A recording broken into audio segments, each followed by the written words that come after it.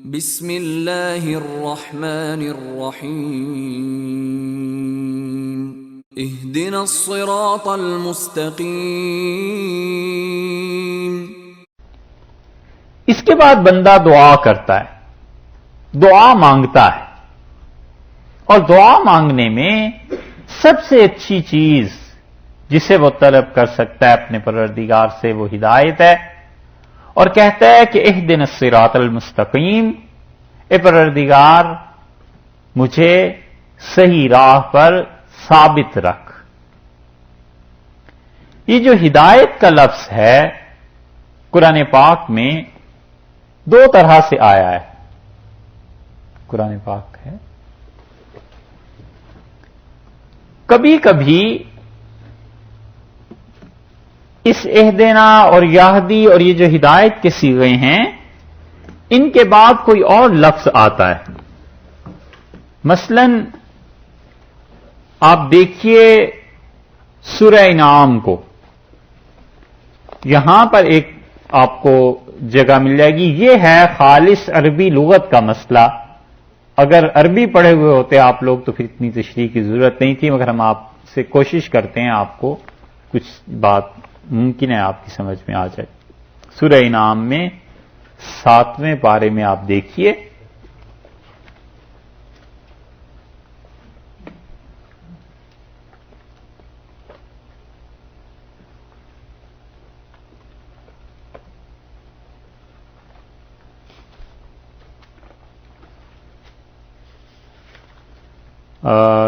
سورہ انعام پارہ نمبر 7 اور آیت نمبر 87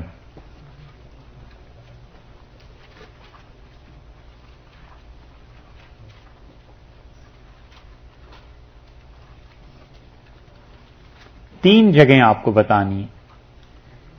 87 ملی؟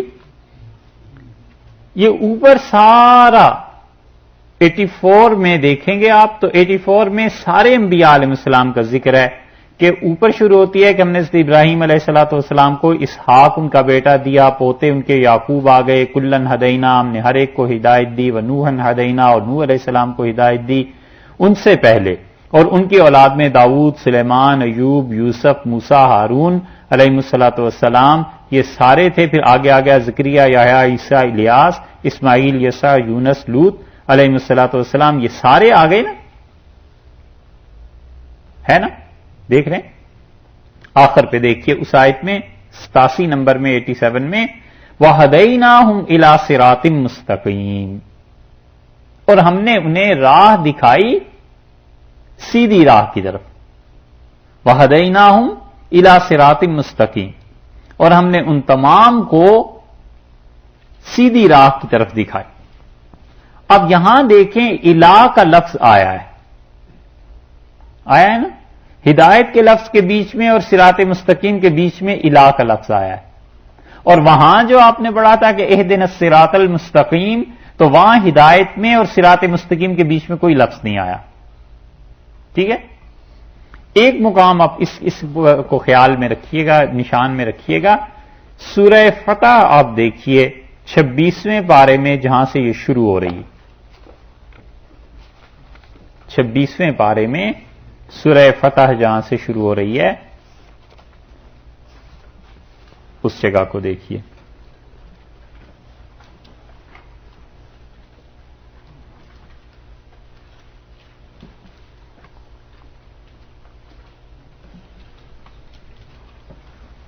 ملی 26ویں پارے میں سورہ فتح، انا فتحنا لک فتحا مبینا لیغفر لک اللہ ما تقدم من ذنبک وما تأخر ویتم نعمتہ علیک۔ 48 نمبر ہے سورت کا، 48 سورہ کا نمبر ہے،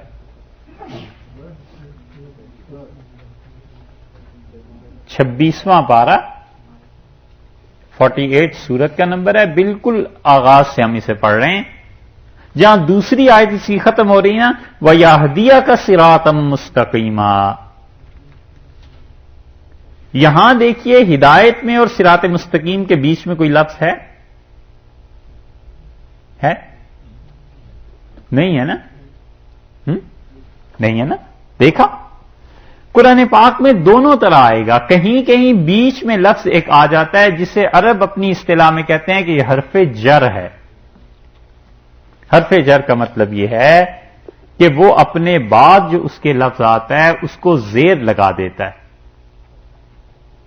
یہ تو جب عربی پڑھیں گے تو 17 حروف ایسے ہیں جو کہتے ہیں کہ جار مجرور کی بحث ہے، یعنی کون سے حرف پہ کس حرف پہ کیا فرق پڑتا ہے.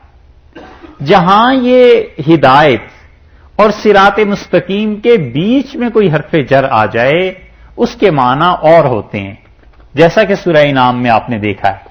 وہاں آگے ہے نا وَهَدَيْنَاهُمْ إِلَىٰ صِرَاطٍ مُسْتَقِيمٍ، ہے نا سورہ انعام میں؟ ٹھیک ہے. اور کبھی جہاں یہ لفظ نہیں آتا اس کے معنی اور ہوتے ہیں. جہاں یہ لفظ آ جائے الہ، جیسے آ گیا ہے سورہ انعام میں، تو اس کا مطلب ہے اراۃ الطریق.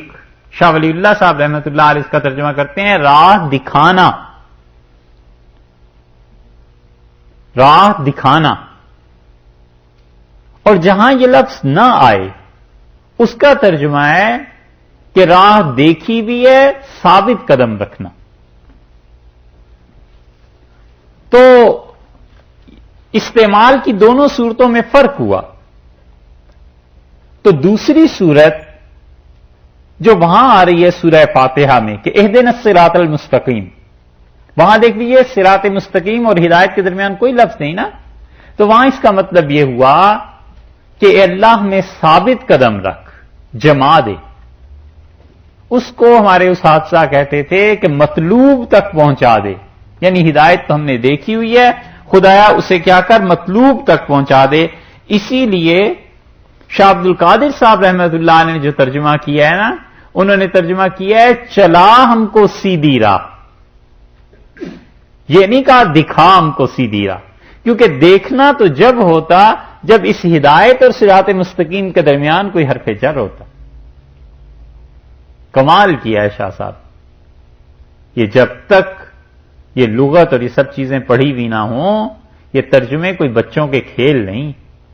اگر حضرت ترجمہ کر جاتے دکھانے کا چلانے کا نہ کرتے تو کتنے ہی تھے جو کہتے شاہ صاحب نے کیسے ترجمہ کر دیا، تو غلط ہو گیا. شاہ صاحب نے ترجمہ کیا ہے چلا ہم کو سیدھی راہ. اس کا مطلب ہے اللہ ہدایت تو ہمارے پاس ہے، میں جو قرآن پڑھ رہا ہوں اے پروردگار تجھے رب مانتا ہوں، اللہ مانتا ہوں، رحمان و رحیم مانتا ہوں، قیامت کے دن کا مالک مانتا ہوں، صرف تیری عبادت کرتا ہوں، تجھ سے ہی مدد چاہتا ہوں. اور اے اللہ یہ جو ہدایت کی راہ مجھے مل چکی ہے مجھے اس پہ ثابت قدم رکھ یہاں تک کہ تجھ تک پہنچ جاؤں. یہ نہیں کہتا کہ اللہ یہ چیزیں ہو گئیں اور مجھے اب ہدایت کی راہ دے، وہ تو کوئی معنی ہی نہیں ہے. بھی ہدایت کی راہ تو پہلے ہی تم ہو اس پہ. کتنی باریک بات.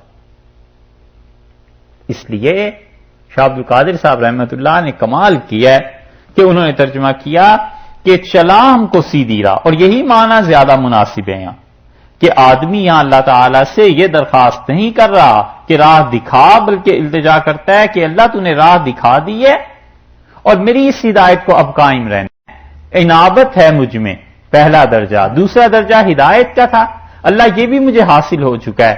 اب اس کے بعد تیسرا درجہ استقامت کا ہے، خدایا وہ مجھے دے دے کہ میں تیری عبادت کرتا رہوں. سمجھ میں آئی بات؟ ہدایت کی دو قسمیں ہیں. ایک ہدایت تو ہے فطرتاً اللہ نے ہدایت دی. فطرتاً آپ بھی ہدایت سمجھتے ہیں. بچے کو دودھ پینا کون سکھاتا ہے؟ اللہ ہی کی ذات. فطرتاً آدمی میں ہدایت رکھ دی کہ گندگی سے نفرت ہوتی ہے، اچھی چیزوں کے ساتھ دل لگ جاتا ہے. ایک یہ فطری ہدایت ہے اور ایک ہدایت ہے جو اس سے بڑے درجے کی ہے اور وہ آدمی اپنے قصد اور ارادے سے حاصل کرتا ہے. وہ وہی ہے کہ اللہ کی طرف رجوع کرنا اور اتنا زیادہ خدا کی طرف رجوع کرنا کہ وہ ربط القلوب کے درجے میں پہنچائے کہ اللہ اس کا دل تھام لے اور پھر ارتداد اور کفر کی باتیں اس میں باقی نہ رہیں. تو بندہ اس کی درخواست کر رہا ہے کہ اہدنا الصراط المستقیم، اے پروردگار مجھے وہ مقام عنایت فرما. بہت سی چیزیں مسلمانوں میں جو گم ہو گئی ہیں ان میں سے ایک چیز یہ بھی گم ہو گئی ہے کہ ہمت نہیں رہی کہ بلند چیزوں کی تمنا کریں، بلند چیزوں کی تمنا نہیں کرتے، بہت بڑا چھلانگ لگا لی تو یہ لگا لی کہ ملینر ہو جائیں بس، اچھا صاحب ہو گئے پھر کیا ہوا، اس سے بھی بڑی تمنا ہونی چاہیے۔ عمر بن عبدالعزیز رحمۃ اللہ علیہ کہتے تھے زندگی کا کوئی شعبہ ایسا نہیں جس میں میں نے قدم رکھا ہو اور اس شعبے نے اپنے دونوں شانے میرے سامنے نہ بچھا دی ہوں کہ میں تمہارے سامنے بے بس ہوں۔ کہتے تھے ایک لے دے کہ حکومت رہ گئی تھی وہ بھی مل گئی اور اب بس جنت کی تمنا ہے، جنت ملے وہ دیکھیں کیسی ہوتی۔ ہم نے ان کی بات پڑھی تو خیال آیا یہ اتنا باہمت شخص تھا کہ جنت میں پہنچ کے بھی کہتے ہوں گے کہ جنت بس دیکھ لی اب، اور تو وہ اللہ کی ذات کی جو تجلیات ہیں جس کی کوئی انتہا نہیں ہے، وہاں اس ہمت کا جوڑ جا کے بیٹھا ہوگا کہیں۔ توفیق باندازہ ہمت ہے ازل سے، آنکھوں میں وہ قطرہ ہے کہ گوہر نہ ہوا تھا۔ اللہ نے انسانوں میں دو جذبے ایسے رکھے ہیں صاحب، کمال کی چیز ہے۔ تیسرا جذبہ اس کے ہم پلہ کیا، اس کے دور دور تک نہیں۔ ایک جو انسانوں میں محبت رکھی ہے نا اللہ نے، کیا کہنے اس چیز کی، اور ایک اللہ نے جو مردوں میں ہمت رکھی ہے، اس ہمت کے بھی کیا کہیں۔ مرد سے مراد ہمت والے لوگ عورتیں ہوتی ہیں، مردوں جیسی ہمت ہوتی ہے، نسلیں سنور جاتی ہیں، اور مرد ہوتے ہیں بظاہر عورتیں بدنام ہیں اور وہ عورتوں سے بھی گئے گزرے ہوتے ہیں، رات کو اندھیرے میں باہر جاتے ہوئے ڈرتے ہیں اور کپ کپی تاری ہوتی ہے، تو وہ کیا کام ہوگا۔ یہ ہمت بڑی چیز، اس لیے یہ جو ہے نا اللہ سے دعا کہ پروردگار اس مقام تک پہنچا دے کہ مجھ میں ارتداد کا، کفر کا شائبہ نہ رہے، خدایا تو مجھے اپنے ہاتھ میں تھام لے، بڑی چیز ہے۔ یہ ہے یہاں کہ اہدنا الصراط المستقیم، اے پروردگار سیدھی راہ دکھا۔